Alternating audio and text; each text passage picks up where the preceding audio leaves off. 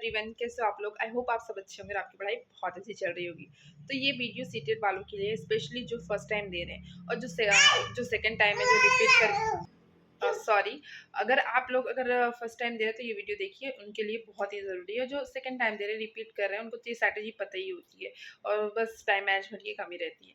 तो जैसे जो भी फर्स्ट टाइम दे रहे हैं या फिर से दे रहे हैं, उनके लिए सबसे मोस्ट इंपॉर्टेंट 3 टिप्स जिससे सीटेड निकल जाएगा, वो मैं भी फॉलो करूँगी। बस प्रॉब्लम ये होती है कि टाइम के साथ आपको वो चीज़ मैनेज करनी है, जो मैं आपको हर वीडियो में बताती हूँ। मुझसे मेरे एक यूज़र पूछ रहे थे कि आपको कौन सी लैंग्वेज लेनी है फॉर्म भरते वक्त। जब भी आप अपना फॉर्म भरें ना, फर्स्ट लैंग्वेज हमेशा हिंदी चूज़ करें। इससे क्या फ़ायदा होता है, हिंदी चूज़ करने से ये होता है कि जब आप फर्स्ट लैंग्वेज हिंदी ले रहे हो तो उसमें एक पैराग्राफ आती है और एक पोएम आती है। और अगर आप इंग्लिश यूज़ करेंगे फर्स्ट लैंग्वेज तो उसमें पैराग्राफ और पोएम आएंगे, और पोएम को सॉल्व करना टफ होता है इंग्लिश में। इसलिए हमेशा कहा जाता है कि फर्स्ट लैंग्वेज हिंदी लीजिए, और सेकेंड लैंग्वेज इंग्लिश लेने से फ़ायदा है कि दोनों पैराग्राफ आते हैं, उसमें फिर पोएम नहीं आती है। तो ये फ़ायदा होता है फर्स्ट लैंग्वेज हिंदी लेने का। अगर आपकी इंग्लिश बहुत अच्छी तो आप इंग्लिश के लिए जा सकते हैं, ऐसा ज़रूरी नहीं है। और मैक्सिमम टाइम तो लोग हिंदी प्रीफर करते हैं, और मैं भी सजेस्ट करूँगी हिंदी ही डालिए। सेकंड, अगर आपको अपना सीटेड एग्ज़ाम क्लियर करना, 3 टिप्स तो मस्ट है जो आपको फॉलो करनी है। ऐसी टिप्स मैं आप लोगों के साथ शेयर करती रहूँगी। पहली, कि आप पहले सारे मैराथन सेशन देख लीजिए, जिस भी टीचर से समझ में आती है।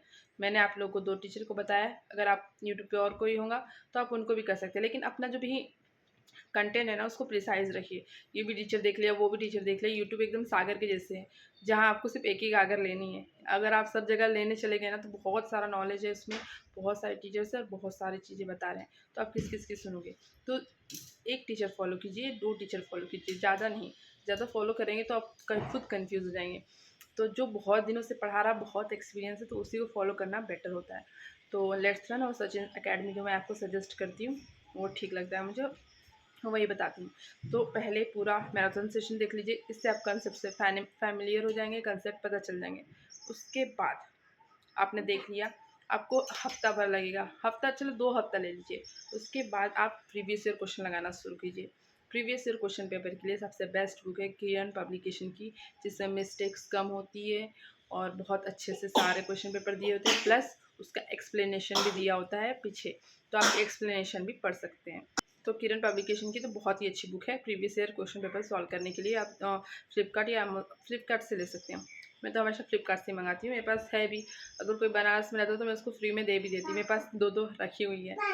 दूसरी बात ये, आपने लगा लिया मैराथन सेशन देख लिया, प्रीवियस ईयर लगा लिया। अब आपके पास इतना टाइम नहीं कि सारा सिलेबस आप कंप्लीट करते जाओ, तो जो ईजी है उसको पहले कंप्लीट करो। उसके बाद जो टफेस्ट सब्जेक्ट आता है, जैसे आपको बस सबसे पहले सबकी पेडागोजी कर लेनी है। और जब आप पेपर सॉल्व भी करो ना, सबसे पहले पेडागोजी फटाफट कर लो। ये नहीं कि आप कंटेंट करते जा रहे, नहीं आ रहा छोड़ दो, उसको मार्क कर दो और आगे बढ़ते जाओ। नहीं आ रहा छोड़ दो, आगे बढ़ते जाओ। ये नहीं कि एक क्वेश्चन पर स्टार्टिंग हो जाना है। जो चीज़ बताई मैंने आप लोग, एक मैराथन सेशन देखनी है, दूसरी प्रीवियस ईयर क्वेश्चन पेपर करनी है। अब लास्ट एंड मोस्ट इम्पॉर्टेंट, अब आपको क्वेश्चन पेपर टाइमर लगा के सॉल्व करना है कि आप 3 घंटे मतलब 2.5 घंटे में आप पूरा पेपर सॉल्व कर पा रहे हो या नहीं कर पा रहे हो। अब ऐसा नहीं है कि आप एक सेट ले लो और टाइमर लगा लो और देखो आप सॉल्व कर पा रहे हो कि नहीं। पूरा एग्ज़ाम वाला माहौल बना दो, OMR शीट खरीद लो। बहुत सारे चैनल जो OMR शीट देते हैं उसको प्रिंट आउट करा लो, 10-15 प्रिंट आउट निकालो और क्वेश्चन लगाना शुरू कर दो टाइमर के साथ, तभी आप वहाँ पे अटेम्प्ट कर पाओगे। अगर आप घर पे अगर 80-90 ला पा रहे हो तो वहाँ पे भी 80-90 ही आएगी।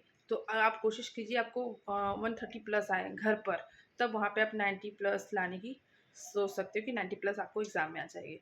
तो यही 3 ट्रिक थी। फर्स्ट मैराथन सेशंस देख लीजिए, उसके बाद फिर प्रीवियस ईयर क्वेश्चन लगाइए, फिर टाइमर लगा के प्रीवियस ईयर क्वेश्चन लगाइए। इससे आप कंसेप्ट से फैमिलियर हो जाओगे, और फिर जो आपको कंसेप्ट नहीं आ रहा उसको डिटेल में पढ़ लीजिए, उससे शॉर्ट नोट्स बना लीजिए, और ऐसे करके आपका सिलेबस कंप्लीट होते जाएगा और आपकी प्रैक्टिस भी होते जाएंगी। चलिए मिलते हैं नेक्स्ट वीडियो में, बाय बाय। मेरी बेटी बहुत परेशान करी, सॉरी गाइस, उसकी आज बहुत सारी आवाज़ आप लोग को आई होगी, क्योंकि मैंने दरवाज़ा बंद कर लिया है। उधर मेरा बड़ा बेटा है, वो भी मुझे परेशान कर रहा, पढ़ने नहीं देते हैं, तो मैं पढ़ाई रूम बंद करके करती हूँ। तो चलिए मिलते हैं नेक्स्ट वीडियो में, बाय बाय।